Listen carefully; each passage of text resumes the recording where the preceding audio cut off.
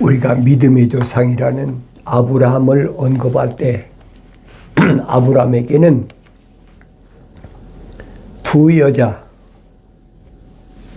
하갈과 사라가 나오잖아요.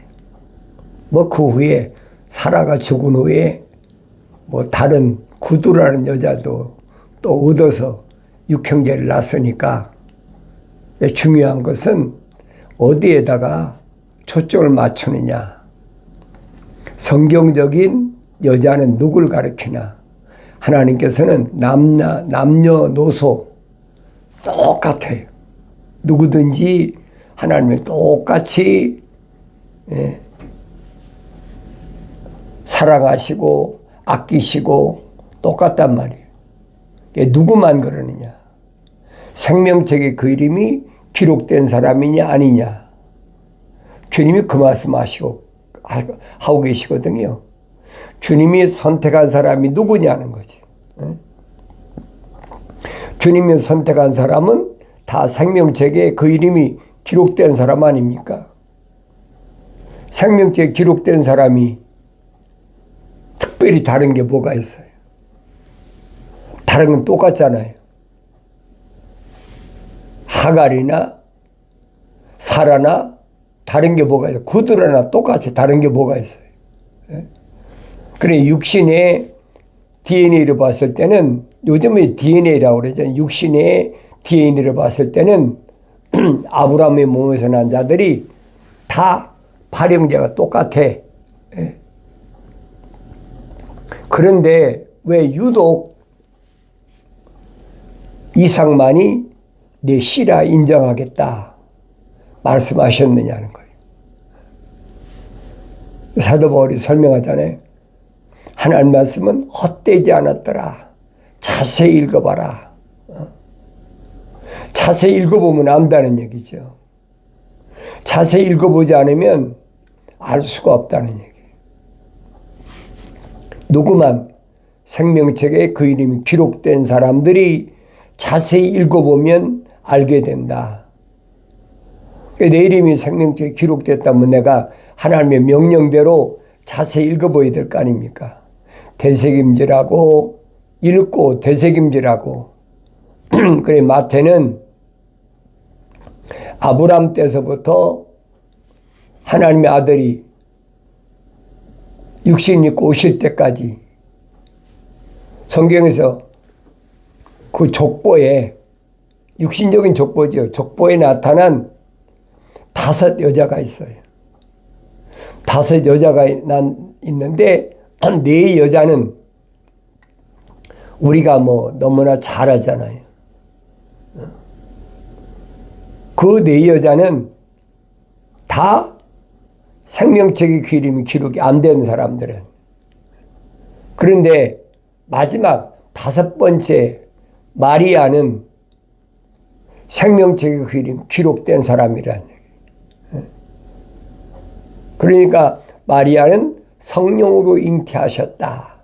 그렇잖아요. 성령으로 잉태하셨다. 성경은 그렇게 말씀하고 있어요. 집과 재산은 부모로부터 조상으로부터 물려받지만 신중한 아내는 주께로부터 받느니라 그랬어요. 그 신중한 아내가 누굴까? 성경의 대표적인 여인이 바로 사라라 이 말이에요. 사라는 아브라함의 누굽니까? 어머니 딸이라니까 이복동생이죠. 친동생이 아니란 말이에요. 이복동생이다. 밝히잖아요. 사라가 누구냐? 내 어머니의 딸이다. 아버지의 딸 같으면 자기 친동생이죠. 내 어머니의 딸이라니까 아브라함의 아버지 데라가 다른 여자를 통해서 낳은 딸이라 이 말이에요. 그런데도 사례 안에는 하나님의 생명호흡이 들어갔다는 얘기예요. 성경이 그걸 보여주고 있잖아요. 그러니까 내가 어떤 사람을 만나야 되느냐. 내가 그 전에도 한번 말씀드렸잖아요. 내가 만약에 생명책에 내 이름이 기록됐다 그러면 나는 어떤 사람을 배우자로 만나야 되느냐. 사례와 같은 사람을 만나야 된다. 사례와 같은 사람. 왜? 신조가 아내니까. 첫사람 아담은 이브를 통해서 영생에서 탈락됐잖아요. 핑계 같지만 이브로 인해서 하나님 동산에 쫓겨나는 그런 결과를 가져왔는데 사례는 다르잖아요. 자기 남편이 애굽에까지 내려갔을 때 죽게 생겼으니까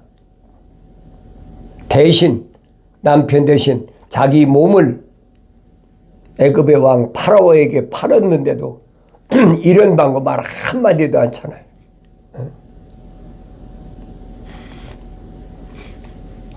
그래 남편을 항상 사례는 뭐라고 합니까? 주여 그러죠. 내 주다. 나의 주인이시다. 그러니까 사도 바울이 설명해 그 얘기입니다. 하나님의 창조 질서를 보면 남자를 먼저 창조하시고 남자의 갈비뼈를 뽑아서 여자를 만드셨기 때문에 여자의 머리는 남자고 남자의 머리는 그리스도다. 그 질서를 설명하고 있잖아요. 그러니까 기독교 신앙에서는 절대 질서예요. 청결과 질서를 빼놓고는 기독교 신앙에서는 있을 수가 없어요. 우리가 일반적으로 뭐 가정이 평화가 어떻다, 뭐가 어떻다. 여러분 하갈이 이스마엘을 임신하기 전에 아브라함의 가정에 불화가 있었습니까? 절대 불화가 없었잖아요. 아브라함이 자기 아내 사례를 여동생으로, 실제로 여동생이니까 바로한테 자기 목숨 때문에 죽을까봐 팔려간 신세가 됐는데도 불화가 없었잖아요. 그런데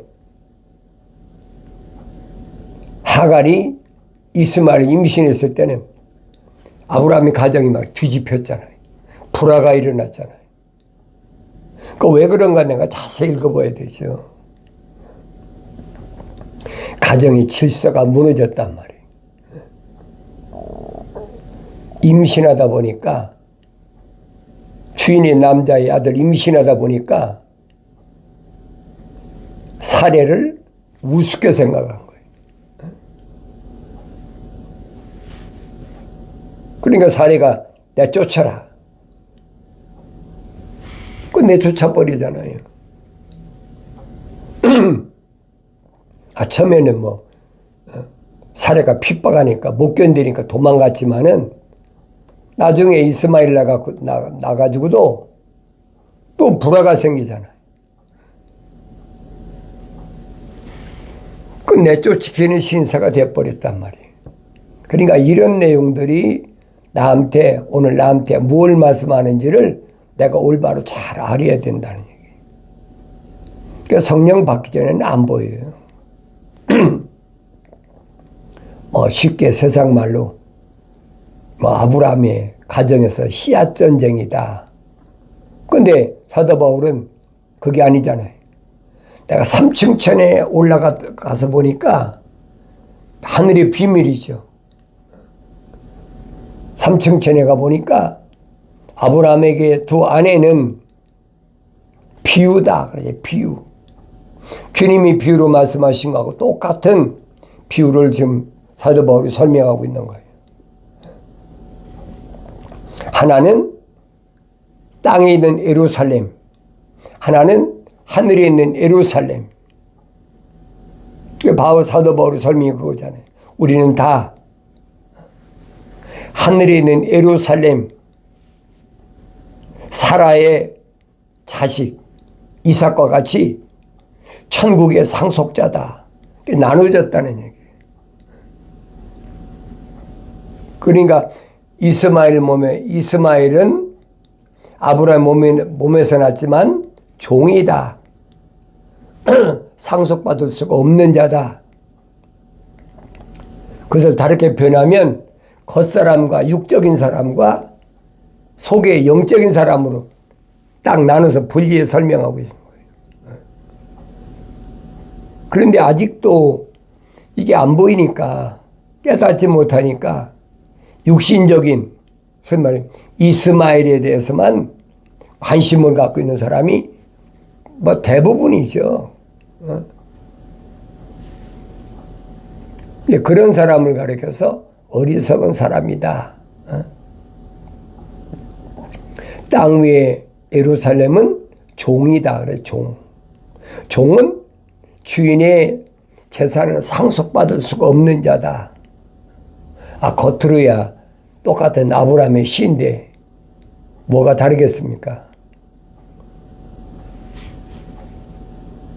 그런데 하나님께서 원하시는 것은 그걸 원하시는 게 아니에요. 남자나 여자나 똑같이 하나님의 생명체 이름이 기록된 사람이라야만이 이삭과 같은 아들을 낳는다는 거예요. 그게 상속자라는 얘기죠. 그게 이삭이 성경에 보니 당년에 100배를 얻었다. 100배. 하나님의 아들이 증가하신 게 그 말씀이에요. 하늘의 상속자를 100배. 100배를 얻어야 된다. 아무나 되는 게 아니죠. 그래서 아브라함, 하나님의 아들이 자기 형제 자매들, 자기를 낳은 마리아 있는 데서 누가 내 형제고 자매고 모친이냐. 그 말을 이제 깨닫잖아요. 그게 무슨 말인가 이해가 되잖아요. 껍데기로, 겉으로 한 가정에서 30년 자랐다고 그래서 형제 자매가 아니란 말은 육신을 부인하는 게 아니란 얘기예요. 성령 받고 나서 가나 혼인잔치집에서 초대받아가지고 제자들하고 하나님의 아들이 가셨을 때 마리아가 뭐라고 그럽니까? 이 집에 포도주가 떨어졌다. 그때 자기 어머니 마리아에게 뭐랍니까? 여인이요. 나와 무슨 상관이 있습니까? 그 말 어떻게 깨닫겠어요? 자기를 낳아서 30년 동안이나 나사렛에서 살았잖아요. 그런데 어떻게 자기 어머니 보고 여인이라고 얘기합니까? 이해가 되겠어요? 그 깨닫지 못하는 가슴은 그러나 누구보다도 마리아는 알잖아요. 아들 예수가 어떻게 세상에 태어났는지 다른 사람 모르지만은 마리아는 알잖아요. 그러니까 그 집 하인들에게 뭐라고 말씀하십니까? 뭐라고 명령하시든 그대로 행하라. 그대로 행하라. 다른 걸 명령하신 게 아니잖아요. 그 집에 6 돌 항아리가 있으니까 거기에 물을 가득 채워라. 다른 얘기 아니잖아요. 돌로 된 항아리 6개를 물로 가득 채워라. 근데 뭐 그 집 하인들은 마리아가 그렇게 부탁을 했으니까 이런 방법 없이 뭐 이러고 저러고 말할 필요도 없잖아요. 명령에 복종하라고 그랬으니까 물을 가득 채웠다. 가득 채우고 나니까 뭐 다른 사람 병자 고칠 때처럼 뭐 안수하고 뭐하고 그런 거 없잖아요. 간단해. 떠다 주어라. 떠다 주는 거예요. 떠다 주니까 그 포도주를 맛본 사람들이 극상품의 포도주라. 최고 값진 포도주라. 가장 좋은 포도주다.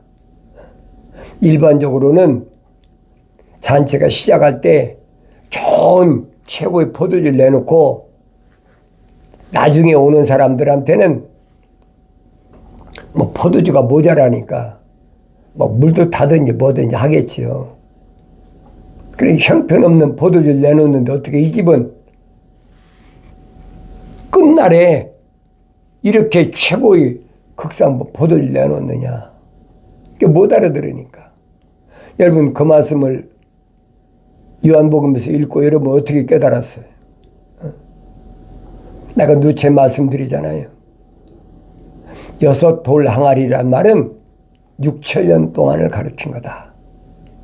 하나님께서 6일 동안의 창조 계획, 6천년 동안의 창조 계획을 말씀하신 것이다. 물을 가득 채워라. 사도 바울은 뭐래? 말씀이 온 물로 그랬죠. 말씀으로 충만한 그 사람 변화된다는 거예요. 누구만 돌 항아리. 하나님의 아들이 와서 아무나 돌이라고 그랬습니까? 내가 선택한 사람들은 돌이란 얘기. 페트로스. 그거 깨달아져야지요.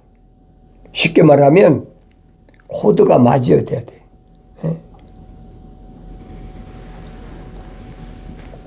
어느 시대에 태어났든 하나님의 말씀으로 충만한 그런 사람들은 변화된다는 거죠. 시대를 초월해서 요한계시록 가면 그러잖아요. 언어와 민족과 족속과 백성 중에서 예수 십자가 보일로 제사함받을 사람 따로 있다는 얘기예요. 그 사람들은 예수 십자가 보일로 제사함받아서 왕과 제사장으로 삼으신다. 약속이잖아요. 그럼 내가 이 시대에 하나님의 진리의 말씀으로 채워져야 될 거 아닙니까? 낮이든 밤이든 말씀이 물로 채워져야 되잖아요. 사도 바울은 말씀이 물로 씻쳐라.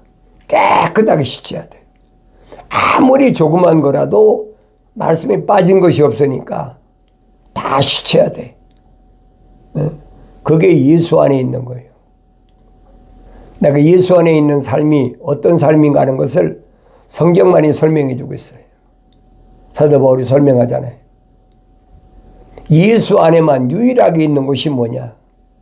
생명의 성령의 법이다.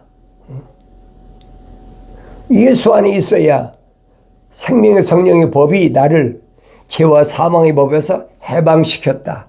풀어줬다는 얘기예요. 그런 사람은 자유한 거죠. 그런 사람은 세상이 뭐 전쟁이 나든 세상의 환경이 어떻게 되든 아무 상관이 없어요. 왜? 육신은 어차피 흑인이 흑으로 돌아갈 거니까 겉사람 위해 사는 게 아니잖아요. 근데 사람은 세상에 태어나서 겉사람 위해서 사는 사람 대부분이잖아요. 뭐 99%라고 그래서 과언이 아니에요. 겉사람 위에 살지 않고 속사람 위에 사는 사람 몇이나 되나 보라고요. 성경 그 말씀해 주고 있어요. 그 사람은 많지 않다.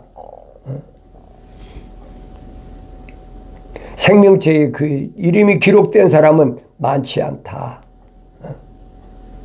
지금 지구에 85억이라는 인구가 있는데 그 사람 중에서 몇이나 생명체 이름이 기록됐겠느냐는 거예요. 그 생명체 이름이 기록된 사람을 위해서 하나님의 아들이 제자들에게 말씀하신 게 그거예요. 너희들은 나보다 더 큰 일을 해야 된다. 하나님의 아들은 유대인 가운데서 사명을 감당했다면 제자들은 예루살렘과 유다와 사마리아 땅끝까지 이르러 복음이 증거되어야 되니까 나보다 더 큰 일을 해야 된다. 성령 받아야 일을 감당하죠. 그러니까 예루살렘을 떠나지 말라. 예루살렘 어떤 곳입니까? 거룩한 곳, 약속의 장소.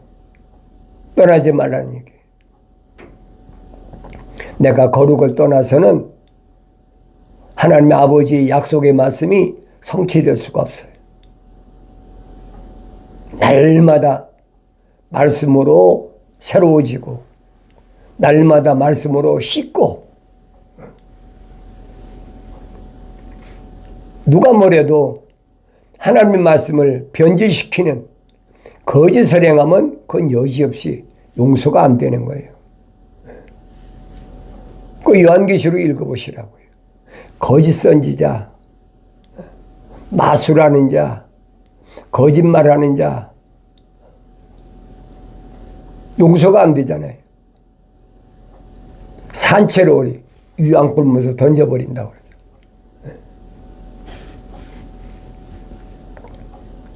그러니까 이런 말씀들이 나한테 뭘 말씀하는지, 마지막 때는 얼마나 큰 전쟁이 일어날는지 이미 2800년 전에 선지자를 통하여 다 선포된 말씀이요.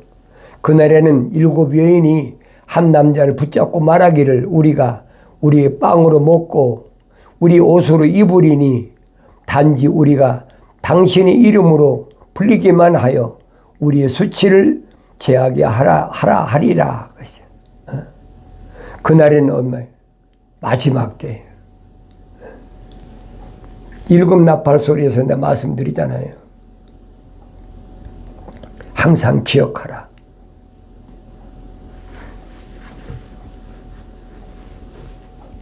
다섯째 나팔 불면 얼마나 심각한 문제가 일어나느냐. 나팔 재앙은 여러분 본격적인 환란이 시작된 거예요. 그러니까 다섯째 나팔을 뭐라고 그랬냐. 첫째 화다. 그때 하나님께서는 뭘 원하시느냐. 생명책에 그 이름이 기록된 사람들이 회개하고 돌이켜서 성령으로 천사가 가지고 있는 하나님의 인장으로 도장을 빨리 받아야, 성령 받아야 된다는 거예요. 인치인 역사가 있어야 된다. 그렇지 않으면 뭐가 기다리느냐. 계시록 13장에 짐승표를 받아야 된다는 거예요. 생명책에 그 이름이 기록이 안 된 사람은요. 짐승표 받든 안 받든 상관이 없어요. 매매를 못하게 하는데 짐승표를 어떻게 안 받겠습니까? 다 받아야 되죠. 그런데 하나님의 인장으로 이마에 인침표를 받은 사람이 어디에다 짐승표를 받겠습니까? 그러니까 쓰다는 거예요. 궁핍과 환란이 시작된다는 거예요. 그걸 능히 견뎌낼 수 있는 건 누가 견뎌낼 수 있느냐. 생명책에 이름이 기록된 사람이 책망받고 돌이키면 능히 이길 수 있다는 얘기예요. 그리고 지금이 회개할 때다. 지금이 돌이킬 때다. 지금이 약속하신 성령 받을 때다. 성경 말씀은 그 말씀 해주고 있거든요. 내가 깨달아야 될 거 아닙니까? 육신이 뭘 먹고 입고 마시고 하는 것이 중요한 게 아니잖아요. 이건 흙이니 흙으로 돌아가야 되잖아요. 중요한 것은 이 흙 속에 있는 내가, 생명책에 내 이름이 기록된 내가 영생을 얻으려면 육신을 포기해야 된다는 거예요. 그래도 어떻게 그걸 포기합니까? 못 내려놓는 사람은 2000년 전에나 지금이나 똑같아요. 부자 청년이 못 내려놓잖아요. 왜? 가진 것 때문에. 부자라는 것 때문에. 성경이 그랬잖아요. 슬퍼하며 돌아갔다. 슬퍼하며 돌아갔다. 그건 2000년 전에만 있는 일 아니에요. 지금도 똑같아요. 지금도 100사람이라면 99명은 다 돌아가죠. 미친 소리 하는구나. 그 제정신 아닌가 봐. 믿어지질 않으니까. 생명책의 이름이 기록이 안 된 사람은요, 믿고 싶어도 믿어지지 않아요. 내가 믿고 싶다고 믿어지는 게 아니에요. 육신 안에 있는 하나님의 형상을 닮은 내가 믿어져야 믿는 거죠. 그걸 인위적으로 됩니까? 아무리 하늘의 지식을 많이 쌓아도 안 되는 거예요. 그래서 내가 여러분에게 친히 직접 말씀 읽어라. 직접 읽고 책망을 듣고 돌이켜서 성령 받아야 안다는 얘기예요. 세상이 점점 혼란으로 접어들었잖아요. 재작년보다 2003년보다 2023년보다 2024년이 2024년보다 2025년이 또 2025년 올해보다 2026년 내년이 또 2026년보다 2027년이 어떤 일이 기다리고 있는지 여러분 아세요? 성경 기록하고 있잖아요. 7 여인이 한 남자를 붙잡고 이름만 겨우 이름만 먹고 사는 거야. 내가 다 먹고 살 테니까 이름만 당신 이름 밑에다가 내 이름으로 붙여달라는 거예요. 왜 그래요? 전쟁이 뭡니까? 남자들이 나가 싸우잖아요. 그만큼 어려운 시기다. 그런 시기에는 어떤 일이 벌어지느냐? 집에 집을 붙이며 들에 들을 이어서 거할 곳이 없게 하여 땅 가운데 홀로 있으려 하는 사람들에게 화로다. 집을 이어짓는 게 뭐예요? 아파트잖아요. 우리나라도 여러분 아파트가 들어온 게 60년대에 들어왔지. 언제 아파트가 있었어요?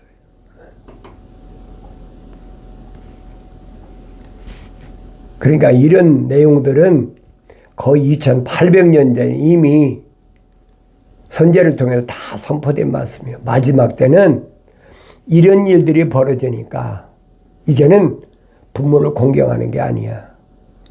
홀로 제멋대로 살아. 소위 말해 싱글로 산다는 거예요. 이 부모를 섬기려고 그럽니까? 계명을 완전히 무시해버려. 짓밟는 거죠. 어려운데 무슨 계명을 지키고 살아. 안 지킨다는 거예요. 이런 자들에게는 계명을 무시하는 자들에게는 뭐냐? 화다. 이런 말씀을 내가 성경을 읽고 깨달아야죠. 오늘 여러분들은 유튜브 방송을 시청하고 또 페이스북을 통해서 시청한 여러분은 한 사람이라도 올바로 깨닫고 책망받고 돌이켜서 약속하신 성령 받음으로 하나님 말씀 읽을 때마다 깨닫는 복된 은혜가 있어지길 바랍니다.